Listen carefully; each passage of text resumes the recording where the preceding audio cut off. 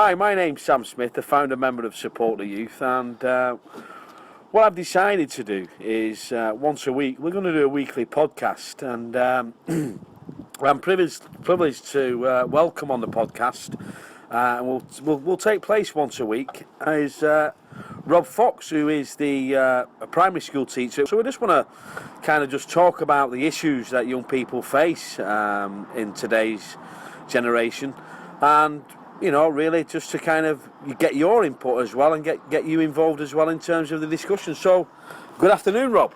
Good afternoon, Sam. Yeah, so we're talking about how young people today who are lacking key life and employment skills, and how that as young people get to the age of 11, get to the high schools, there's really no life skills being taught. So what do you think about that, Rob?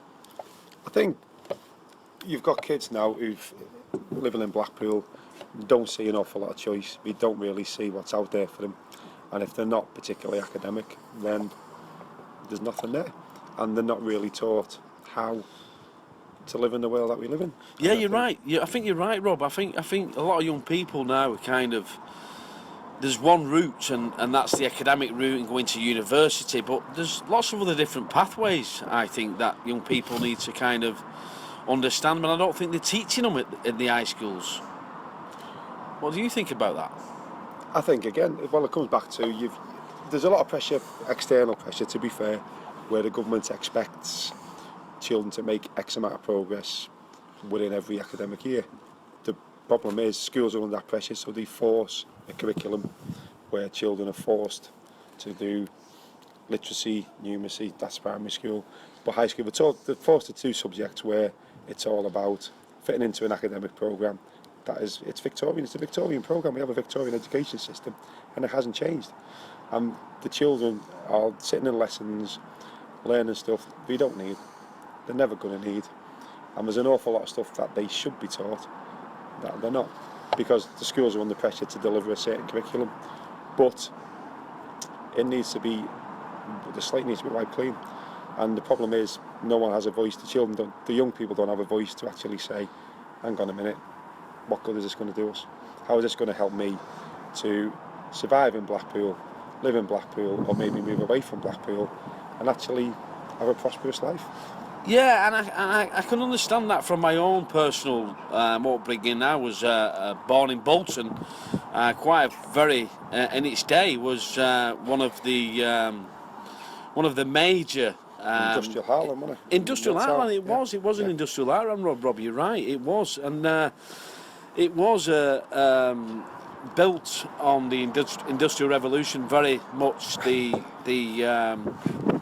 cotton industry at the time, and now I don't think we've ever replaced any industries, and I think, today that young people are there's no manufacturing now in this country, and I think young people are not even being taught in school about services that people need these days. I think, again, if you're going back when I was growing up, there were, if you were a kid who really struggled at school, you knew at the end of it there was a kind of pot of gold. You could go and get a job. You could work in a factory. You could go and be a plumber. You could go and be an electrician. You could get an apprenticeship. And I remember I grew up in the days of the Youth Opportunity Scheme, which was at the time heralded by the Conservative government as the great flagship way of improving young people's lives. It's now laughed at. It was a complete and utter failure because it didn't give an opportunity, it didn't create jobs, and it created a culture where if you run a business you can just get cheap labour, use it up and then kick it out. And unfortunately it's very, very sad to see we're now back, we've got workfare now where people are having to work for the benefits. And there's no manufacturing anymore because I think it was a Conservative government that sold it all off, but that's another story without getting too political. And we're now in a situation where if you are 15, 16 years old and you're not academic, you can't go and work in a factory, you can't get a manual labour job because there's none about. So the only way really is to work in the service industry. And if you are a kid with low self-esteem, maybe you can talk to your mates, you're fine with your mates, but talking to adults is going to be a struggle for you. How are you going to go and get a job?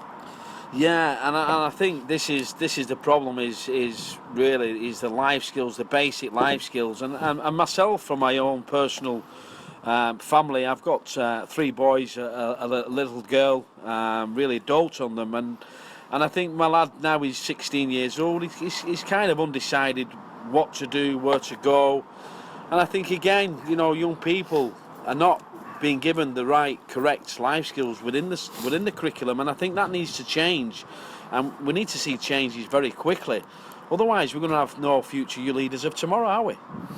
Another thing, if you're looking from a business point of view, they get people going through university, coming in with a very narrow skill set, and it's a common thing where you might go and work for a company where they expect you to be able to solve a problem, and they'll give you a project to do, and the people are coming in. These are university people. These are people who've been through the education system, who've got every qualification going. They can't solve the problem, and I think the entrepreneurial side of things is belittled.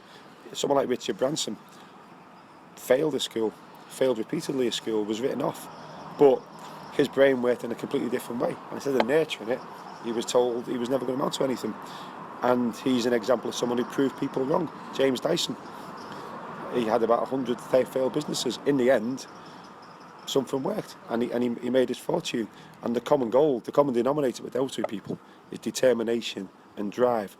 But unfortunately, the system is so geared now towards failure, where people are told all the time, not good enough, you haven't hit the right level, you're not at the right level, you've got to do it this way, or there's no other alternative for you. And unfortunately, we don't see an alternative, but there are pathways, there are opportunities out there. But if you're 12, 13, 14 years old and you don't know what they are, and no one tells you, they're lost forever. And it's a very, very sad indictment of the education system.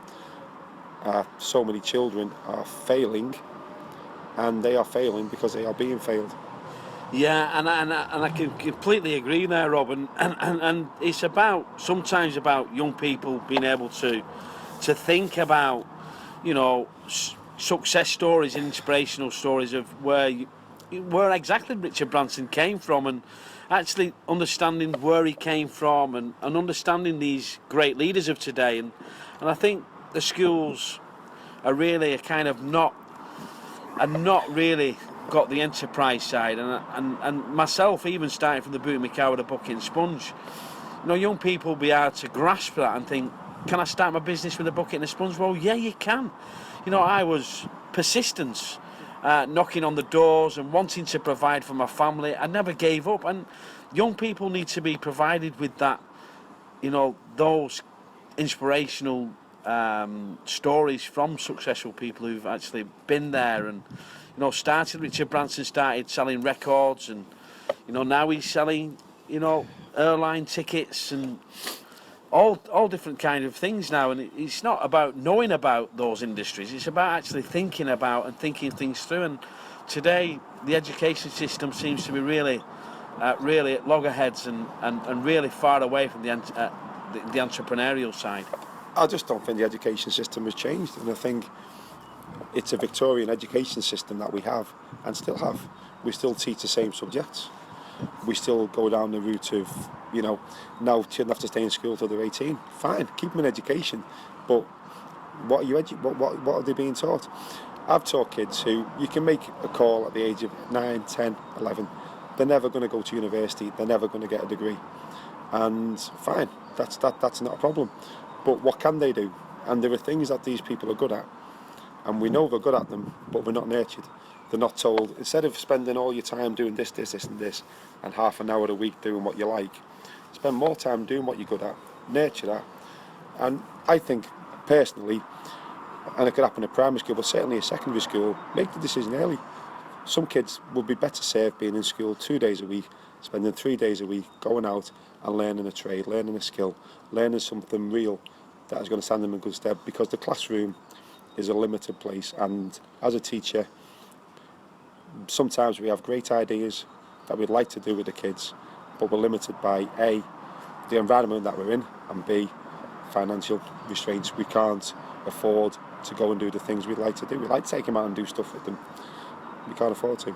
Yeah, you're restricted, I understand that. But anyway, that's it for today. But weekly, we'll do our Friday blog, and please visit us at samstory.co.uk for all our blogs and information up on there, and we'll look forward to speaking to you next soon. So thank you very much for your time, Rob. Rob Fox, Waterloo School, thank you. Thank you, Sam.